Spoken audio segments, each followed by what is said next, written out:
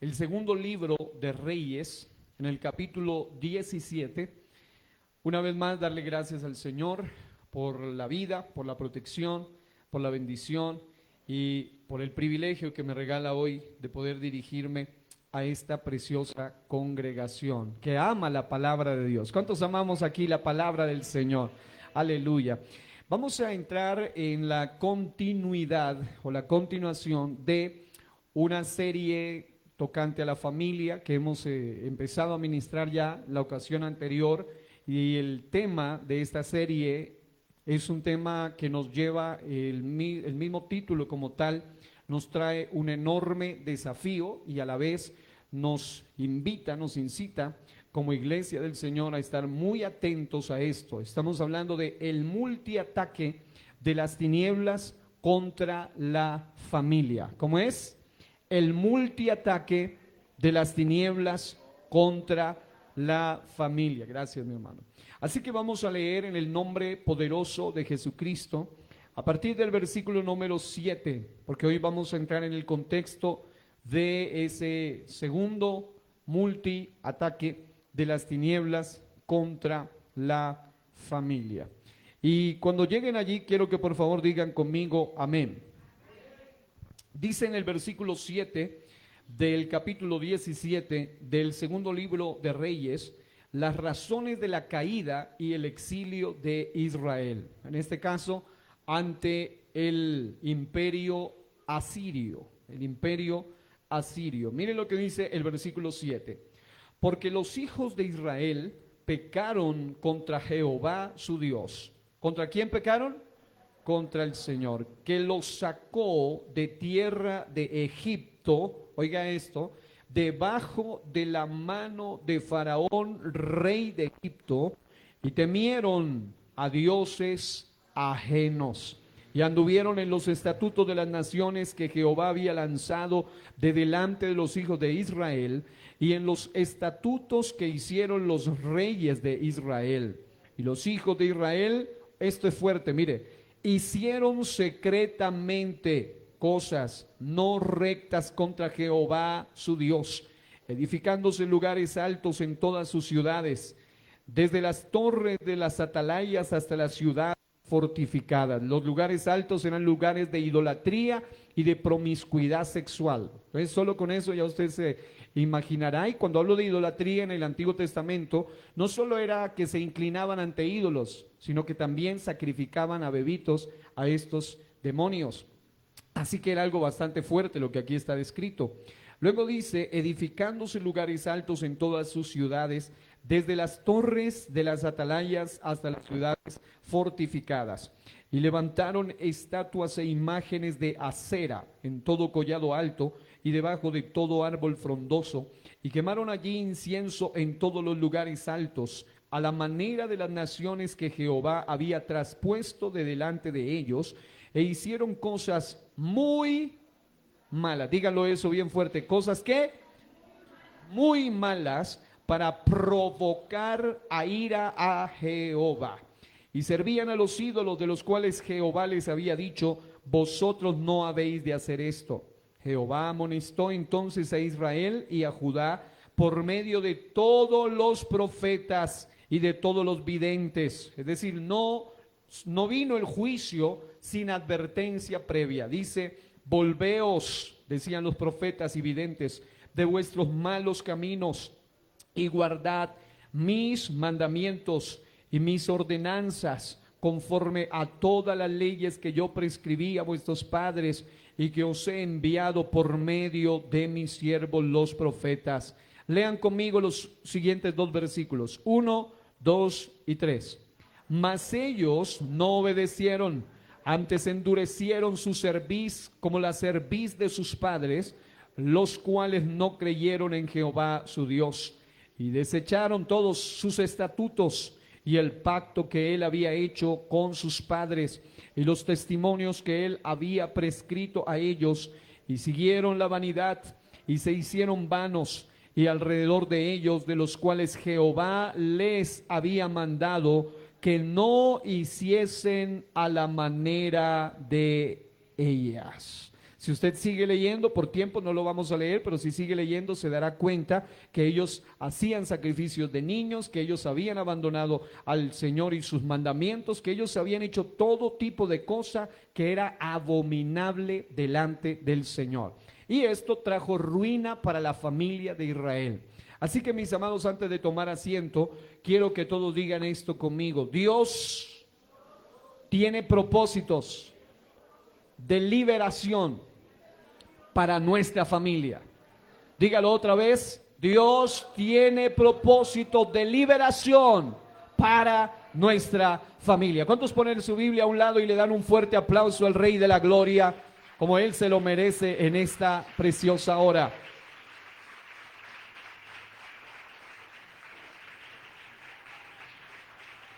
Aleluya, gloria a Dios.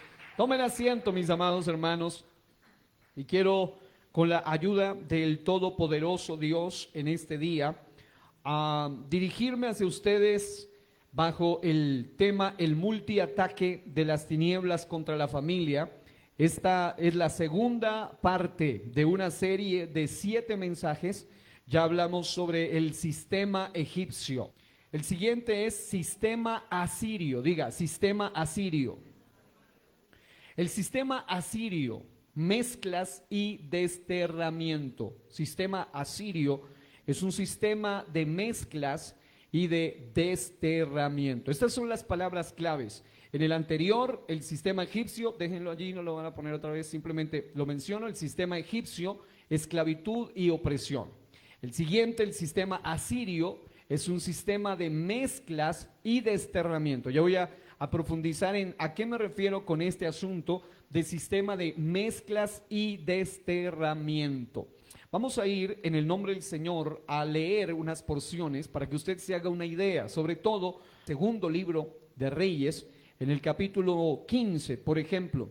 Y vamos a observar cómo el ataque del sistema asirio a la familia de Israel o contra la familia de Israel fue bastante siniestro y bastante fuerte. Mientras usted llega allí a 2 Corintios en el capítulo número 15, quiero hacerles una breve lectura, una breve narración para que ustedes se den cuenta del asunto delicado que vamos a hablar.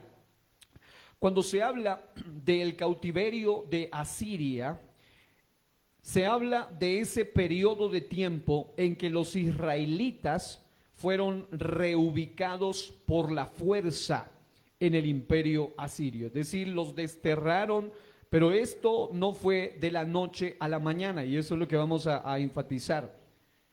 Esta digamos, cautividad o reubicación o expulsión total de su territorio y los movieron a la fuerza, se dio en su totalidad, según la historia, a partir del 732 antes de Cristo, es decir, del año 732 antes de Cristo. Pero varios comentaristas y varios estudiosos de historia llegan a mostrar que el cautiverio definitivo en algún momento se llega a dar alrededor del año 721, es decir, estamos hablando de por lo menos varios años en los cuales ellos empezaron a ser perseguidos fuertemente. Y ya definitivamente hasta ese alrededor del año 721, otros datos dicen 722 antes de Cristo. Ahora, me llama la atención que los comentaristas dicen que tras 2 décadas, o sea, tras 20 años de invasiones constantes a la nación de Israel en el norte o al reino norteño, el reino del norte de Israel, dice que durante 2 décadas, o sea, por lo menos 20 años, estuvieron invadiéndolos gradualmente, poco a poco. Habitantes del reino de Israel se vieron obligados a refugiarse al sur, en el reino de Judá. Creo que esto es algo muy básico. Ustedes saben que después de la desobediencia de Israel quedó dividida, hay una cantidad de procesos, pero quedó dividido en el norte y en el sur. Recuerden que el reino norteño era el reino de Israel con su capital Samaria, y el reino sureño era el reino de Judá con su capital Jerusalén. 10 tribus al norte, 2 tribus al sur finalmente. Y esto me llama la atención porque hubo un momento donde los de Israel llegaron a tener tal nivel de opresión y de persecución por parte del sistema egipcio que ellos finalmente, algunos de ellos, se vieron obligados a refugiarse al sur en el reino de Judá. Es tan triste, ustedes saben cómo ha pasado, por ejemplo, aquí mismo en nuestro vecino país, en Venezuela, cómo después de ese proceso de un gobierno terrible y tiránico, muchos tuvieron que salir, y si no son 2 o 3, son millones de personas los que han salido, los que han emigrado, y eso que son, digámoslo de esta forma, presionados por su propio gobierno y su sistema político. ¿Cuánto más de terrible debe ser ver personas que huyen de su propio terruño, de su propia tierra, sabiendo que otro imperio mucho más poderoso que su ejército, su propio país, su propia nación, se apodera poco a poco de su territorio? Es decir, una de las cosas más terroríficas que han pasado a través de la historia es cuando algunas personas narran o relatan, por ejemplo, en las épocas de la Primera y Segunda Guerra Mundial, cómo estos ejércitos invasores venían metiéndose en su territorio y cómo ellos finalmente tenían que ir huyendo a las siguientes naciones. Y una de las cosas más terroríficas para ellos era saber que la nación vecina a la que ellos huían para escaparse ya había sido invadida por el mismo ejército, es decir, estaban cercados y ya no tenían ninguna alternativa o ninguna esperanza.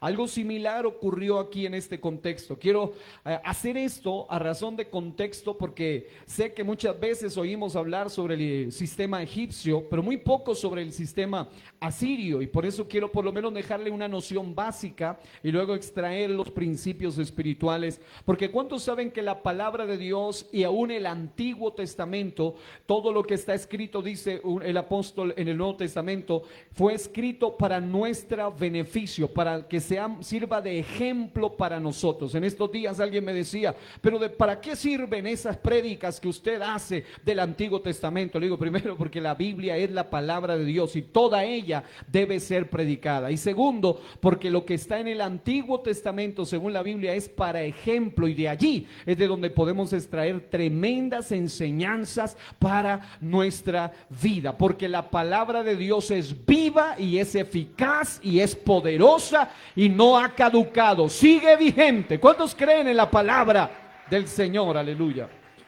Ahora, dicho esto, imagínese usted el terror que llegaron a sentir en algún momento los del reino norteño, después de saber que durante más de 20 años ese imperio, esa potencia siria que estaba apoderándose de los diferentes territorios, intentaron varias veces apoderarse de su tierra, y tras 2 décadas de invasiones, ya en el 732, a partir de ahí hasta el 720, 721, según los diferentes cronólogos, es interesante cómo finalmente algunos de ellos fueron llevados cautivos a territorio asirio, otros fueron mezclados dentro del territorio y otros tuvieron que huir al reino del sur llamado el reino de Judá.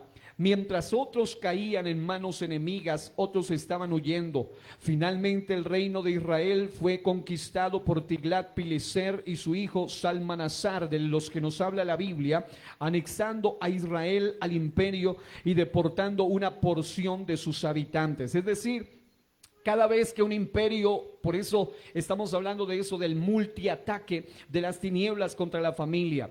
Cada vez que un imperio se proponía conquistar un territorio, muchos cuando estudiamos historia lo vemos solamente desde el punto de vista territorial, es decir, hablamos sencillo o como si así de simple fuera, de que es que invadieron nuevo territorio, pero no podemos perder de vista que en ese nuevo territorio, especialmente en Israel, estaba poblado de hombres, de mujeres, de ancianos, de niños, de niñas. Eran familias enteras las que estaban bajo ese terror y bajo esa opresión, y para colmo de males, los reyes y gobernantes, como es muy habitual eso eso no es nada diferente a lo de hoy en día. Los reyes y gobernantes eran reyes perversos, reyes siniestros, reyes tiránicos, reyes desobedientes, reyes alejados de la palabra de Dios.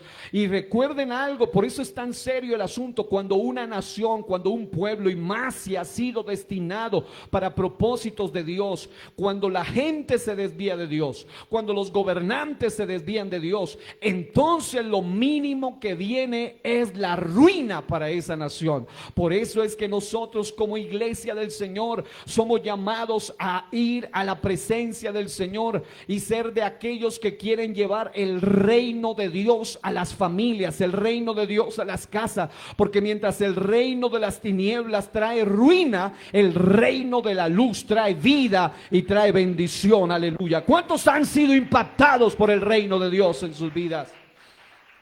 Ahora, dicho esto, podemos, después de hacer ese breve contexto, podemos analizar cómo es que esta gente, es decir, quiero que ustedes se enfoquen en ese escenario. ¿Qué podía pensar la familia del común, del vulgo, la familia normal de cada uno de los diferentes territorios de esa zona de Israel? ¿Qué podían pensar cuando leemos en la Biblia, por ejemplo, en Segunda de Reyes, capítulo 15, y quiero que ustedes vayan al versículo 17, solamente para contexto histórico? Dice: en el año 39 de Azarías, rey de Judá, reinó Manahem, hijo de Gadi, sobre Israel 10 años en Samaria. Hijo de Gadi, sobre Israel 10 años en Samaria. Es decir, la parte norte, en la capital del reino de Israel. E hizo lo malo ante los ojos de Jehová. En todo su tiempo no se apartó de los pecados de Jeroboam, hijo de Nabat, el que hizo pecar a Israel. Y aquí hay algo interesante, dice en el 19: y vino Pul, rey de Asiria. Este nombre Pul es el mismo nombre para el rey Tiglat-Pileser. Es decir, cuando usted lee más adelante va a encontrar el nombre Tiglat-Pileser, rey asirio. Es el mismo nombre. Es el nombre Pul o el nombre Tiglat-Pileser para el mismo rey o para el mismo personaje. Dice: y vino Pul o Tiglat-Pileser. Por eso algunas versiones de la Biblia incluso traducen Tiglat-Pileser, y ahí entre paréntesis o una indicación dice Pul, se refiere al mismo. Y vino Pul, rey de Asiria, a atacar la tierra. ¿A qué vino? A atacar la tierra. Recuerden que la historia dice que durante por lo menos 20 años estuvieron tratando de atacar la tierra de Israel, poseer ese territorio, gobernar esa familia, meterse en el territorio. Aquí vemos uno de los intentos entre el capítulo 15, 16 y 17 de segundo libro de Reyes. Es interesante porque dice que vino el rey de Asiria a atacar la tierra, y Manahem dio a Pul 1000 talentos de plata para que le ayudara a confirmarse en el reino. Ahora, quiero que usted le preste atención a esto. Voy a leérselo en una versión de lenguaje sencillo, el mismo pasaje, para que usted pueda entenderlo aún con mayor claridad. Me llamó la atención en esta versión, de otra versión de la Biblia, la Nueva Traducción Viviente, que dice: Manahem, esto en el versículo 19, entonces Tiglat-Pileser, rey de Asiria, invadió la nación. Pero Manahem, oiga esto, el rey. Yo por eso le decía, ¿qué piensan ustedes a quién acudía el pueblo, las familias, cuando los mismos reyes estaban pervertidos, los gobernantes estaban pervertidos y no tenían el respaldo de Dios? Ahora, mire lo que dice en esta versión: rey de Asiria invadió la nación, pero Manahem le pagó 34 toneladas de plata con el fin de obtener su apoyo para afianzar su soberanía real. En otras palabras, el imperio asirio quería dominarlos, y el otro, en lugar de buscar ayuda y arrepentimiento y buscar ayuda en Jehová de los ejércitos, él le paga tributos para que no los gobierne. Pero mire a quién se los saca. Entonces Tiglat-Pileser, rey de Asiria, invadió la nación. Pero en el versículo 20 dice: para conseguir el dinero, Manahem extorsionó a los ricos de Israel, obligando a cada uno que le pagara 50 piezas de plata al rey de Asiria. Por eso el rey de Asiria dejó de invadir Israel y se retiró del país. Es prácticamente un sistema o la antesala de lo que a futuro sería ese sistema impositivo, ese sistema pagano de control y de manipulación. ¿Y a quién le sacaba el dinero? A su propio pueblo trabajador, a los más ricos, los verdaderos trabajadores del pueblo. ¿Qué hacía? Les imponía tributos, y dice en otra versión, este dinero sobre Israel le impuso, ese es un impuesto sobre todos los poderosos, y dice, y opulentos, gente rica, de cada uno 50 ciclos de plata para dar al rey de Israel. Y el rey de Israel se volvió y no se detuvo allí en el país. ¿Qué es lo que estamos viendo aquí? Un rey que estaba convocado a defender su tierra, ahora para defender su gobierno, su reino, su poderío, está pidiéndole a un imperio pagano que en lugar de gobernar su tierra, le permita pagarle tributos, y no de su bolsillo, sino del bolsillo de la gente que trabajaba en la nación de Israel. Entonces la pregunta es, ¿a quién acudían estas familias? Pues tenían una esperanza, y era oír la voz de los profetas y acudir al Dios Todopoderoso. Pero la rebeldía de la nación de Israel hizo que tanto el corrupto gobernante como el corrompido pueblo terminasen pagando las consecuencias en sus propias familias. Espero estarme explicando en este momento. Ahora, si usted va más adelante, hasta el versículo 29 del capítulo 15, va a encontrar cómo es el asunto. El asunto es que no bastó con esto. Igual el rey asirio se quedó con el dinero y la cantidad de dinero que le habían pagado. En el contexto dice 34 toneladas de plata sacadas de la gente laboriosa del pueblo. Pero en el versículo 29 dice, en los días de Peca, este es otro rey de Israel, Peca, rey de Israel, vino Tiglat-Pileser, el mismo Pul que aparece en el versículo 19, el mismo Tiglat-Pileser, rey de los asirios, y tomó a Hijón, Abel, Bet-Maaca, Janoa, Sedes, Hazor, Galaad, Galilea y toda la tierra de Neftalí, y los llevó, ¿qué dice allí? Cautivos, ¿a dónde? A Asiria. Entonces miren, quiero que ustedes sigan el hilo del asunto. En primer lugar viene el rey Manahem y va y le paga tributo para que no los invada, pero el tributo se lo paga oprimiendo a la gente que hacía comercio en el territorio. Segundo, vemos a otro rey perverso de Israel tiempo después, llamado Peca, que cuando él estaba no pudo proteger su territorio a causa de que el texto anterior dice que este rey también era pervertido, dice, e hizo lo malo ante los ojos de Jehová y no se apartó de los pecados de Jeroboam, hijo de Nabat, el que hizo pecar a Israel. Y encontramos que este hombre, que era un rey pecador, que incluso para llegar al poder mató al otro rey. Esto, cuando uno lee el libro de Reyes, uno se encuentra con unas escenas impresionantes. El 25 dice que conspiró contra él Peca, hijo de Remalías, capitán suyo, y lo hirió en Samaria, en el palacio de la casa real, en compañía de Argob y Arié, y de 50 hombres de los hijos de los Galaditas, y lo mató y reinó en su lugar. Note eso, esa hambre de poder hizo que matase al otro rey y él quedase en poder. Y por ende, cuando un gobernante, cuando una nación, cuando una familia está fuera de la obediencia al Dios Todopoderoso, lo único que le espera es la ruina en la vida. No habrá bendición ni prosperidad para el impío. No hay paz y bendición para el desobediente. Pero qué bueno que nosotros veamos este escenario, no para que sigamos ese mal rumbo de ellos, sino para que digamos, nuestra familia no puede caer como víctima bajo el sistema asirio de las tinieblas. Porque no crea que eso ya pasó allá. El sistema asirio, se lo voy a demostrar, sigue vigente, influyendo en su espíritu o en el espíritu asirio, asirio quiere influir todavía para destruir las familias. Pero yo he venido a declarar una palabra de liberación. ¿Por qué? Porque creemos que Dios todavía está interesado en liberar totalmente nuestras familias. Dios no nos llamó para liberarnos a medias. Dios nos llamó para liberarnos totalmente. ¿Cuántos pueden aplaudir la gloria del Señor ahora mismo? Aleluya.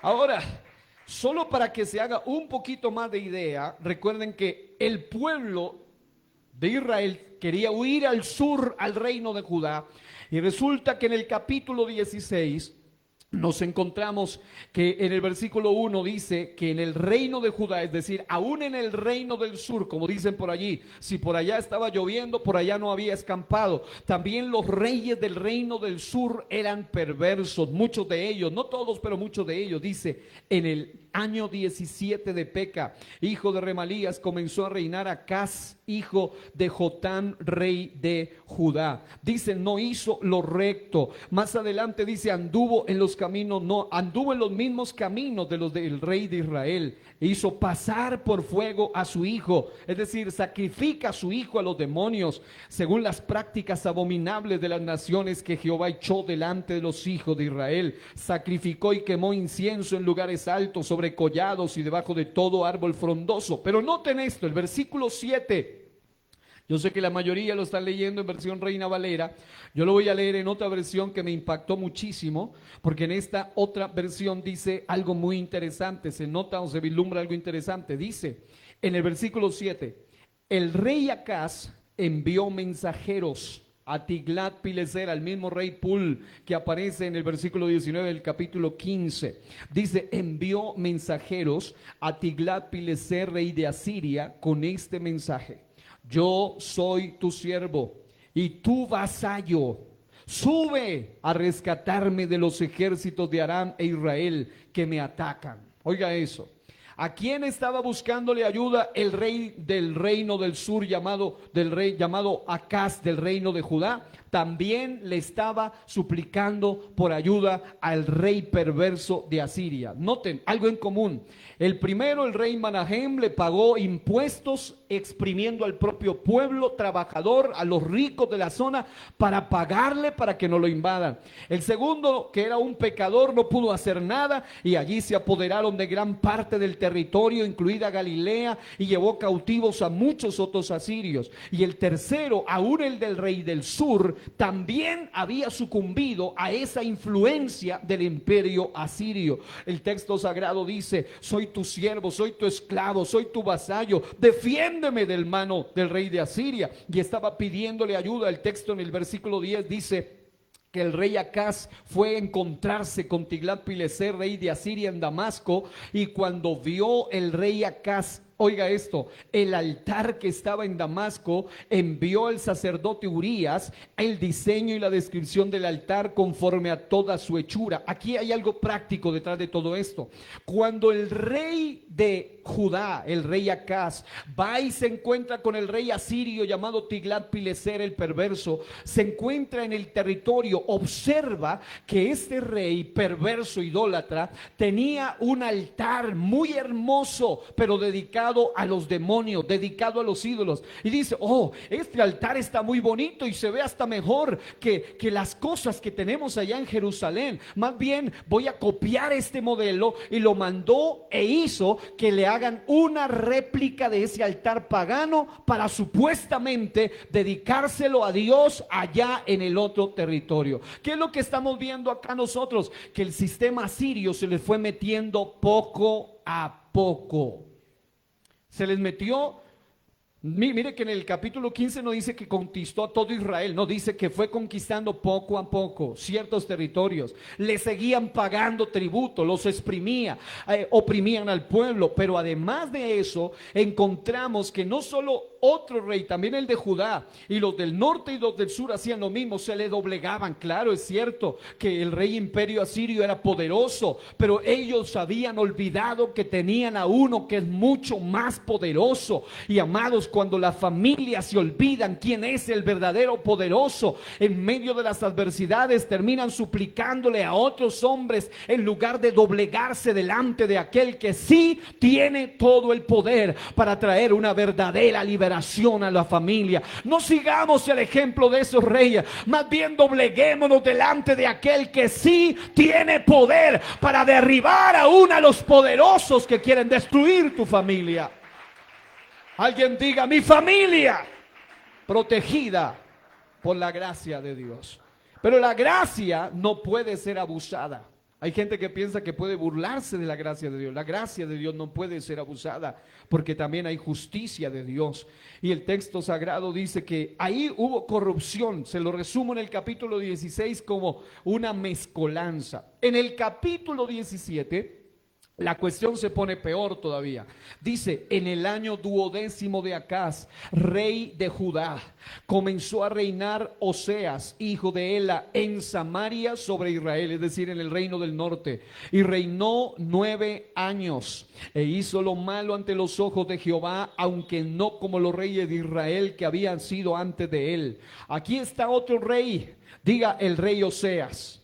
Note eso: el rey Manahem, el rey Peca, el rey Acaz, ya sean del norte o ya sean del sur, todos se le doblegaban al imperio, hacían contratos con el imperio. Siempre el imperio los iba penetrando poco a poco iba permeando su filosofía, su idolatría, su paganismo. Y en el versículo que estamos leyendo, en el capítulo 17, dice: contra este subió Salmanasar. ¿Quién era Salmanasar? Salmanasar, mire, Salmanasar, rey de los asirios. La historia dice que Salmanasar era precisamente el hijo del rey Pul, o el hijo del rey Tiglat-Pileser. Y esto es bien interesante porque Salmanasar V fue un rey de Asiria que gobernó durante 727 a 722 antes de Cristo, y fue un hijo y sucesor de Tiglat-Pileser III. Y note este asunto. El asunto aquí que quiero destacar es precisamente que contra este, dice el versículo 3 del capítulo 17 del segundo libro de Reyes. ¿Están ustedes allí conmigo? Segundo libro, ok. Dice: contra este subió Salmanasar, rey de los asirios, y Oseas. Este no es el profeta Oseas, este es el rey perverso. Recuerden que el profeta Oseas era temeroso de Dios. Una cosa que hace que muchos se confundan al leer la Biblia es porque en la Biblia hay varios hombres con el mismo nombre, pero cuando uno lee el contexto se dará cuenta que nada tiene que ver este Oseas con el verdadero rey Oseas del libro del profeta Oseas. Acá está hablando de un rey de Israel que dice: contra este subió Salmanasar, rey de los asirios, y Oseas fue hecho obligado a ser su siervo, y le pagaba ¿qué? Tributo. Mas el rey de Asiria descubrió que Oseas conspiraba, porque había enviado embajadores a So, rey de Egipto, y no pagaba tributo al rey de Asiria como lo hacía cada año, por lo que el rey de Asiria le detuvo y le aprisionó en la casa de la cárcel. Oiga esto: y el rey de Asiria invadió todo el país y sitió a Samaria y estuvo sobre ella 3 años. Ojo, los sitió. ¿Qué es sitiar? Los emboscó. ¿Qué es sitiar? Aquí en la ciudad de Pasto tenemos más o menos una idea de qué es eso. Nos cerraron hace unos días, ¿se acuerdan? Las salidas, y en pocos días, en pocas horas. Y eso que ellos supuestamente no son enemigos del pueblo, sino que están disque luchando por los derechos de ellos, pero están bloqueando la ciudad. Ahora imagínese usted lo que es que una ciudad sea, o un territorio sea bloqueado por 3 años. Y no bloqueado por los supuestos amigos, porque al fin y al cabo usted tranquilamente podía ir, estar allá y hasta hablar con los personajes y no había mayor problema. Pero cuando estos que lo estaban sitiando eran enemigos a muerte, nadie podía acercarse allá, era un ejército enemigo, y en ese sentido el terror y la degradación del pueblo era terrible, terrible. En el año 9 de Oseas, el rey de Asiria tomó Samaria y llevó a Israel cautivo a Asiria. Oiga bien esto.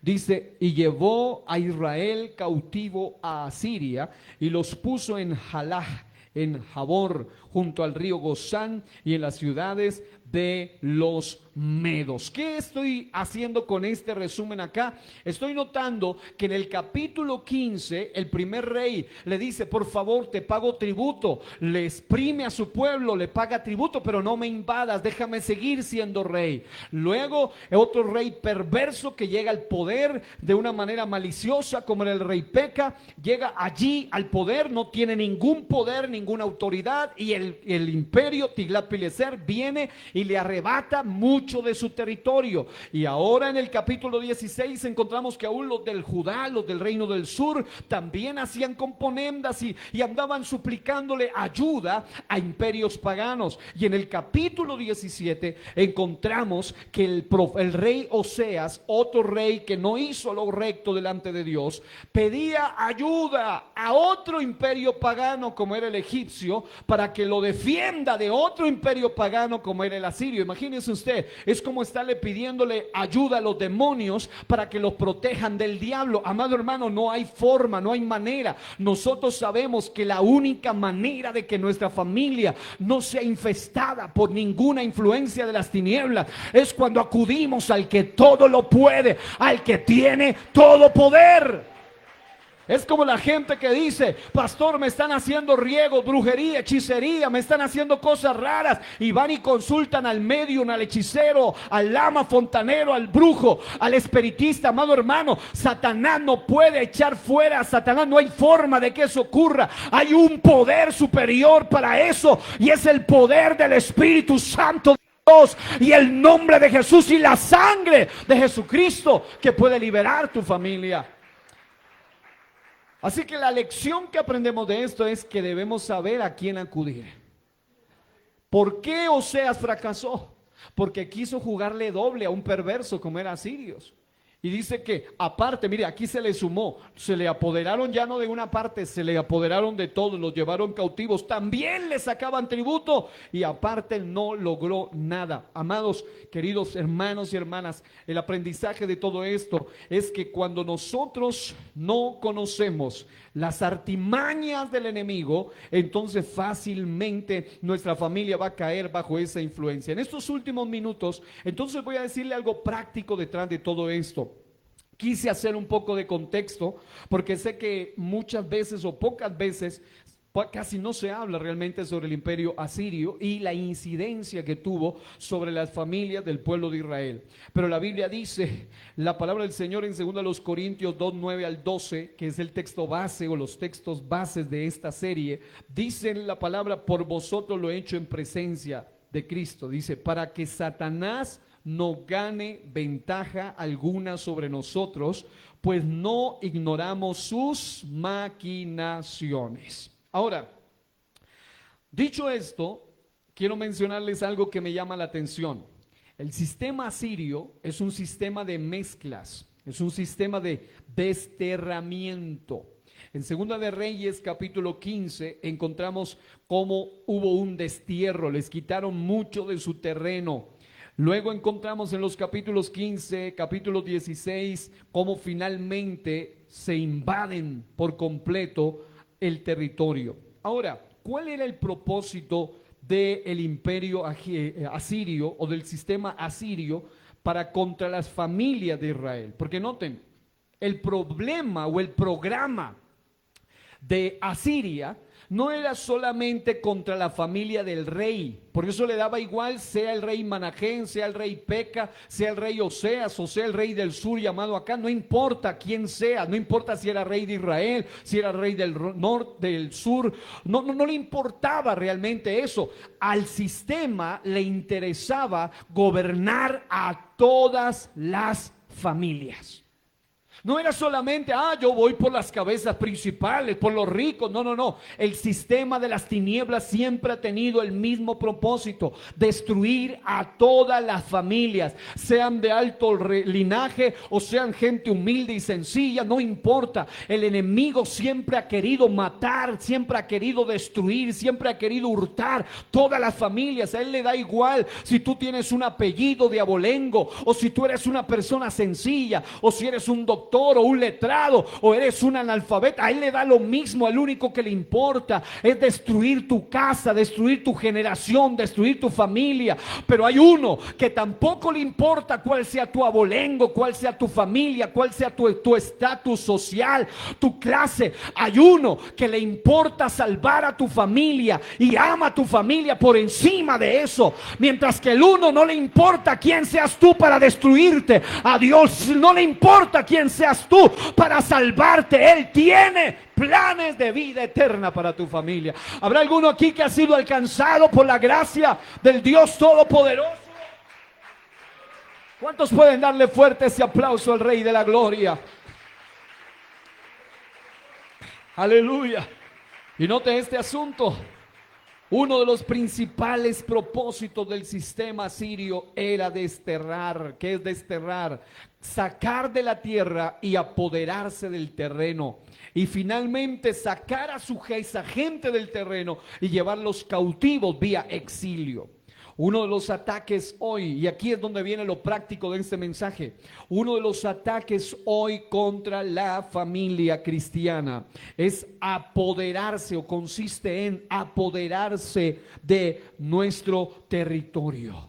¿Cómo hace las tinieblas, el espíritu asirio, haciendo el mismo sistema, el mismo modus operandi para gobernar nuestras familias? ¿Cómo lo hace? Bueno, uno de los ataques hoy es infestar e incluso exiliar de nuestra vida como hijos de Dios y poseer lo que nos pertenece, lo que Dios nos ha dado. ¿Cómo lo hace? Hay muchas maneras como Satanás destruye las familias. Hoy en día ya no hay un imperio literal con ejército literal rodeando tu familia para sitiarla 3 años y conquistarla, y que le des tributos físicos y que le sacrifiques físicamente a sus hijos. No, este sistema está interesado en hacer algo que pueda espiritualmente tributar tu casa, que pueda espiritualmente infestar tu familia, que pueda espiritualmente exiliar tu familia, que pueda espiritualmente imponerle cosas a tu familia. Y amado hermano, ¿cómo lo hace? Lo hace de una manera elemental, sencilla. Recuerden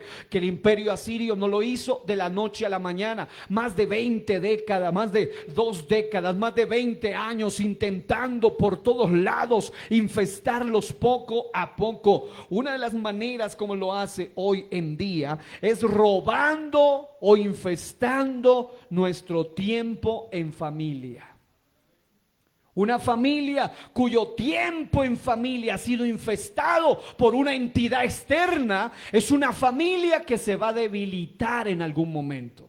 En otras palabras, la forma como este sistema hoy está tratando de controlar nuestras familias es robándonos nuestro tiempo en familia, pero también lo hace cuando lo roba nuestro tiempo en Dios, nuestro tiempo por Dios y nuestro tiempo para Dios, porque el sistema no va de la noche a la mañana. El sistema era poderoso, pudo haberlo hecho antes, pero el ejército de Israel se caracterizaba por tener guerra y ser fuerte, pero sucedió que poco a poco lo fueron debilitando. Poco a poco, no fue de la noche a la mañana. La razón por la cual muchas familias hoy han sucumbido ante este ataque de las tinieblas es porque poco a poco le han rendido tiempo, se le han ido metiendo en su familia. Ya no tienen el tiempo ni para su familia, ni para Dios, ni por Dios, ni para Dios. Muchas familias están siendo debilitadas y hasta destruidas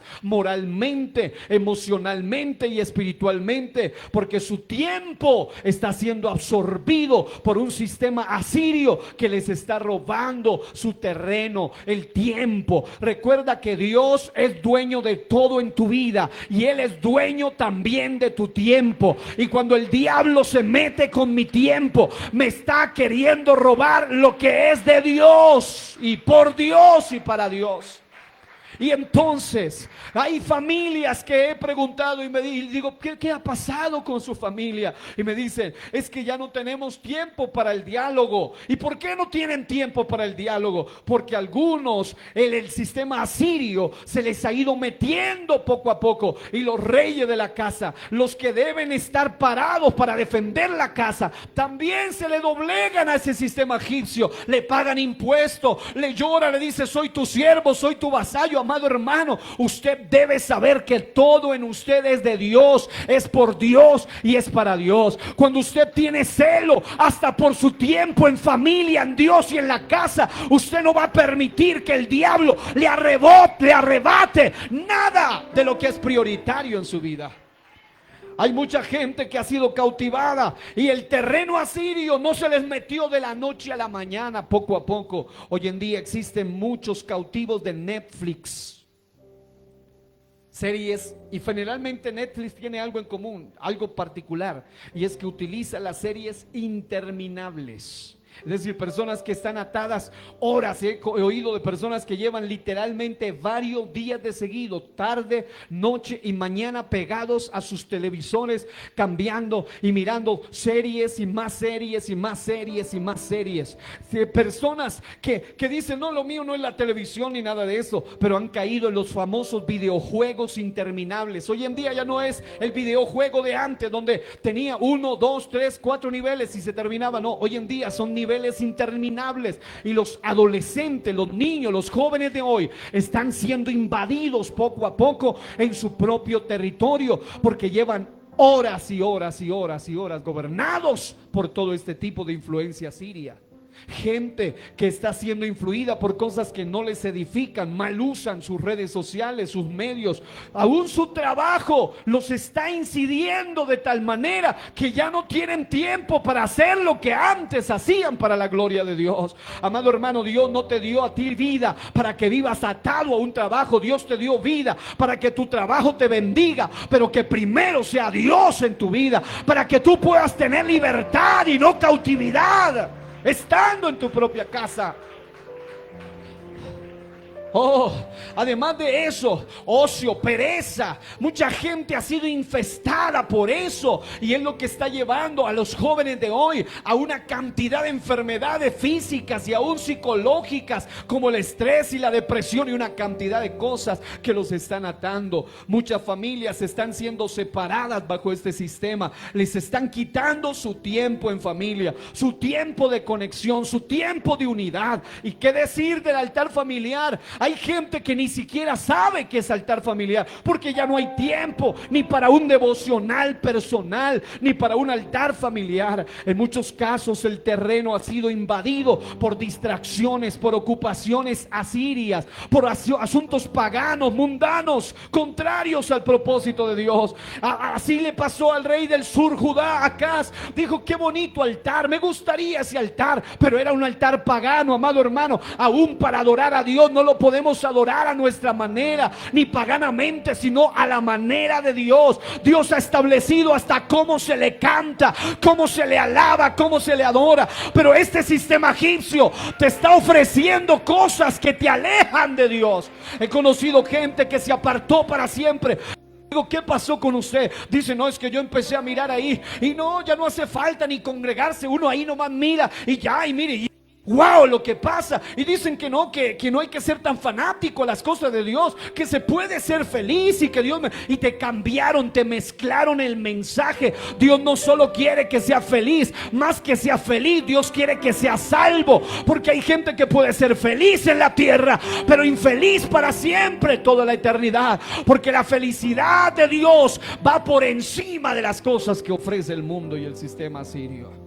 Y no solo eso, ya muchas familias han sido invadidas por cosas contrarias al propósito de Dios. Y de paso le han arrebatado su terreno eclesial, su terreno cúltico. Muchas familias están invadidas por esta influencia espiritual asiria. Ya no tienen tiempo para congregarse en familia. Están desconectados de su terreno, de su iglesia, por estar cautivos bajo el terreno del destierro asirio. Esa es la manera. No es que te saca de la noche a la mañana, no es que te descarrías ya y te tiras al mundo, porque hay gente entre ustedes que tiene lo suficiente como para no apartarse, porque ya sabe lo suficiente, pero Satanás quiere neutralizarte, contaminarte, para que ni te salgas ni te metas. Dios no te llamó a la tibieza, Dios te llamó a ser alguien encendido por las cosas de Dios. Yo quiero saber si hay alguien aquí que ama las cosas de Dios, alguien que allá en el espíritu de su alma y lo profundo dice: yo amo a mi Dios por encima de todo. Pero Satanás quiere contaminarte. Uno de los propósitos es la mezcola. Aquí viene lo más importante de este mensaje.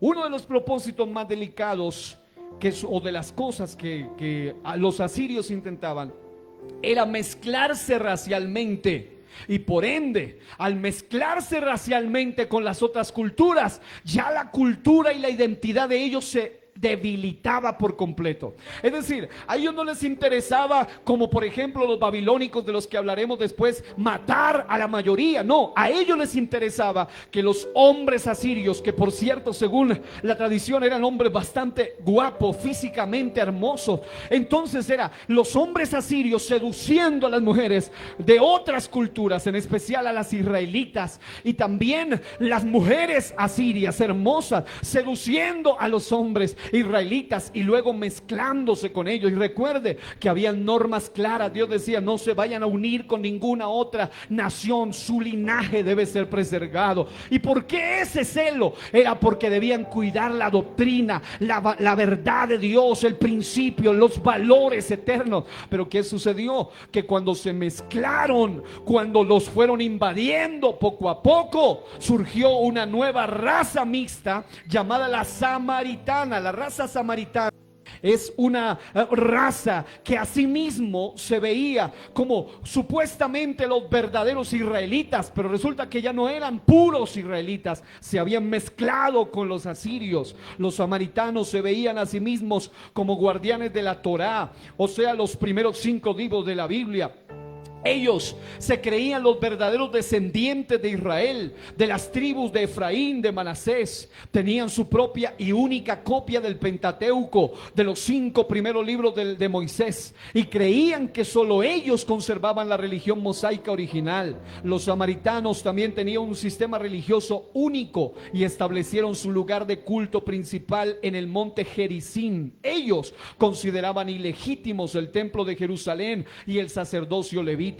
Los habitantes de Samaria eran una raza mixta en quienes cursaba la sangre de Israel, pero mezclada con la de los asirios y de otras naciones. Una de las causas de la guerra que había entre judíos y samaritanos era porque los samaritanos ya no eran puros, se habían mezclado. Y no era solo la mezcla física y biológica de sangre asiria con sangre israelita, sino que cuando se mezclan las cosas, finalmente se pierden los principios. Uno de los peores enemigos de la familia cristiana este tiempo es el sincretismo, el ecumenismo, las mezclas. Cuando una persona no tiene claro nada, y ese es el sistema de las tinieblas, es hacerle dudar de su verdadera identidad. La persona que no tiene clara su identidad, aun cuando el espejo le diga que es hombre o es mujer, no logra identificarse con lo que ve, porque la confusión es profunda. De la misma manera pasa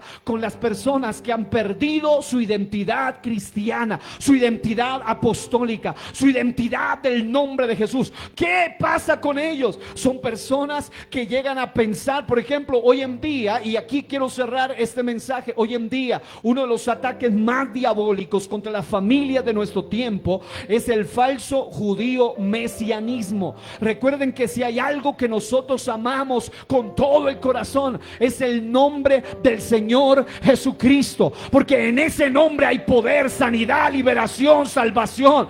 Entonces el falso judío mesianismo te dice: oye, tú que amas tanto el nombre, te voy a decir un secreto. El nombre verdadero no es Jesús, el nombre verdadero es Yeshua, porque es el nombre original en hebreo. Vuélvete a la Torá, vuélvete al Antiguo Testamento, vuélvete a los primeros libros de la Biblia y empieza a indagar eso, y te llevan hasta blasfemar contra el nombre de Jesús.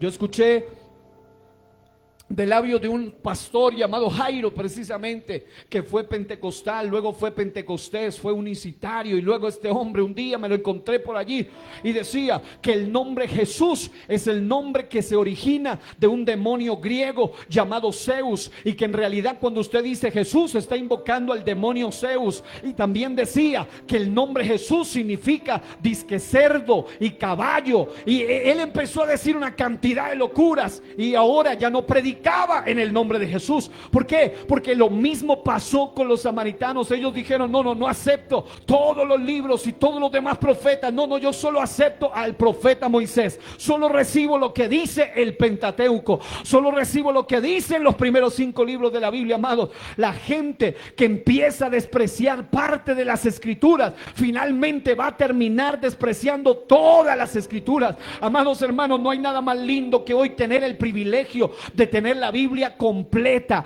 El Antiguo Testamento es maravilloso, pero se entiende a la luz del Nuevo Testamento. Y el que ama la palabra de Dios, la familia que ama la palabra de Dios, no va a poder ser engañada. Satanás quiere engañar tu familia, Satanás quiere manipularte. El diablo no quiere llevarte al trago y al alcohol y a la drogadicción solamente, no. Él también quiere llevarte a la falsa doctrina. Él también quiere que tú creas, pero a medias. Llegó la hora de que se levante una familia y una generación que diga: yo amo a Dios y a su palabra completa. Y en español, el nombre sobre todo nombre es el nombre de Jesús. No nacimos siendo hebreos, no hablamos hebreo, ni entendemos hebreo, pero el nombre sobre todo nombre tiene tanto poder que aunque se traduzca al español, sigue teniendo todo poder. Hay poder en el nombre de Jesús. ¿Sabe? Alguien aplauda ese nombre en esta noche. Póngase de pie y déle ese aplauso al Rey de la Gloria. Oh, Ramashikatarahaya. Hay victoria en el nombre del Señor. Las familias de hoy no pueden ser familias mezcladas racialmente, hablando espiritualmente. Las familias cristianas de hoy no pueden ser familias que tienen mezclas y no tienen valores definidos. Los cristianos del nombre son cristianos que se marcan en diferencia en cualquier lugar del mundo. Yo sé que te hablan hoy en día de muchos evangelios y de muchos pastores y de muchos predicadores, pero he escuchado del labio de algunos de esos predicadores que hasta blasfeman de la Biblia y blasfeman del nombre y blasfeman de la santidad. Pero todavía hay familias que dicen: el imperio asirio no va a meterse en mi casa. El imperio asirio, yo no nací para doblegármele, yo nací para rendirme únicamente al Rey de Reyes, que está por encima de cualquier otro imperio. ¿Será que puede usted aplaudir el nombre del Señor? Vamos a orar en este día, iglesia. Vamos a orar para que la solución divina se active en tu casa. Allí donde tú estás, inclina tu rostro un momento. Las familias cristianas de hoy no pueden ser cristianas solo de nombre, sino de hecho y de verdad. Muchos han perdido su identidad, su pureza doctrinal, su experiencia del Espíritu Santo. Algunos han perdido la doctrina apostólica, están diluyéndola con conceptos asirios, están perdiendo la experiencia pentecostés. Algunos ya ni siquiera creen en el hablar en lenguas, algunos creen en experiencias neopentecostales o puramente emocionales, pero no genuinas. El verdadero sello del Espíritu Santo tiene una señal poderosa, y es el hablar en nuevas lenguas según el Espíritu nos dé que hablemos. Pero Satanás quiere quitarte eso tan poderoso. Amados hermanos, si hay algo lindo en este tiempo donde al mundo le parece ridículo la santidad y la pureza, a nosotros no nos importa eso. Yo no me avergüenzo del evangelio, porque el evangelio es poder poder de Dios para salvación. Yo no me avergüenzo de hablar en lengua. Yo no me avergüenzo de la santidad de Dios. Hay que anhelar un encuentro sanador. Y yo quiero que en este día, allí donde tú estás, te sientas identificado con una mujer samaritana, que ella venía como resultado de mezclas y de una cantidad de cosas, pero lo único que trajo vida a su vida fue cuando se encontró con el Salvador y Liberador, Cristo Jesús. Solo Él puede restituir tu familia, un matrimonio para toda la vida, indisoluble mientras el cónyuge vive. Gente que crea estos principios de que el matrimonio no es por días ni por contrato, sino para toda la vida.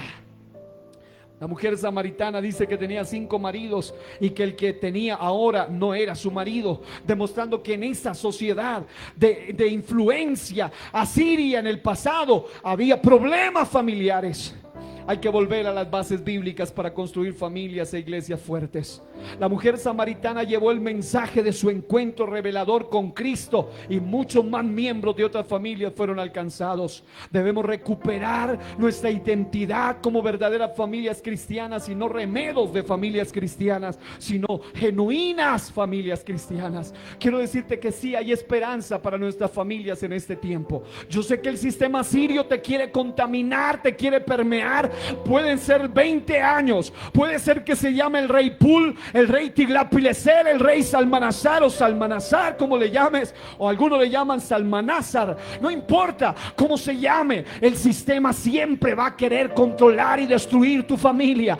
Pero qué bueno que tú seas de aquellos que dicen: yo sé que Satanás quiere mezclarme, contaminarme, distorsionarme, distraerme. No te van a meter en su ideología de la noche a la mañana, te van a rodear poco a poco. Pero cuando yo me cubro y no acudo al rey de Egipto, yo no me doblego ante el rey de Asiria, sino que me doblego ante el rey de reyes y señor de señores.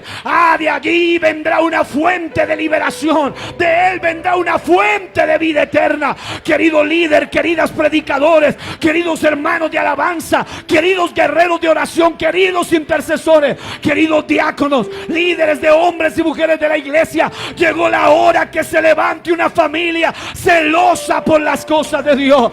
¿Cuántos aman la palabra y la presencia de Dios?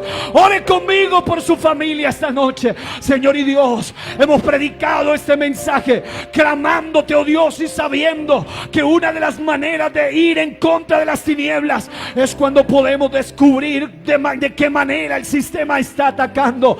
Yo no quiero ser alguien que tenga nombre, pero que aunque en su sangre haya parte de afuera y parte de Dios, no, sino alguien que tenga un cambio de sangre y que en mis venas espiritualmente corra la sangre del Cordero, la sangre de Cristo, no una sangre contaminada a través de lo que el enemigo quiere meter por los ojos y los oídos, sino unas familias que te aman, unas familias que te adoran, unas familias que te sirven, unas familias que cuando tienen miedo no van a ser como lo hizo Acaz, ni Manahem, ni ninguno de esos rey Peca o el rey Oseas paganos, no, sino como estos reyes y sacerdotes que están aquí esta noche, saben doblegarse ante tus pies, saben pedirte perdón, saben humillarse delante de ti y pueden orar por su familia y pueden orar por sus hijos. Yo quiero declarar en el nombre de Jesús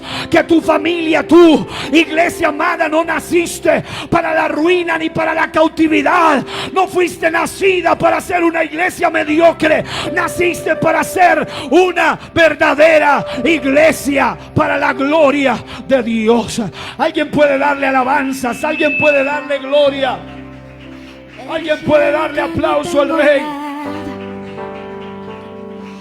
Oh, aleluya, aleluya, aleluya. Esta iglesia preciosa, danos identidad cristiana. Vamos, aplaude su gloria. Él está aquí en esta noche. Yo le siento. Oh, ramas y cataramas. Aleluya, aleluya. Solo tengo deudas. Oh, ramas y cataramas. Y que la crisis no soportaría. Y que moriría. Y que mis hijos serán esclavos. Declaro toda la en el nombre de Jesús que tú estás levantando esposos, esposas, padres, madres e hijos que se levantan con un celo por la pureza, con un celo por la doctrina, con un celo por la santidad, con un celo por su territorio, oh, dispuestos a clamar a ti. Esa vasija es un gran ministerio. Oh, Esa vasija es mi familia con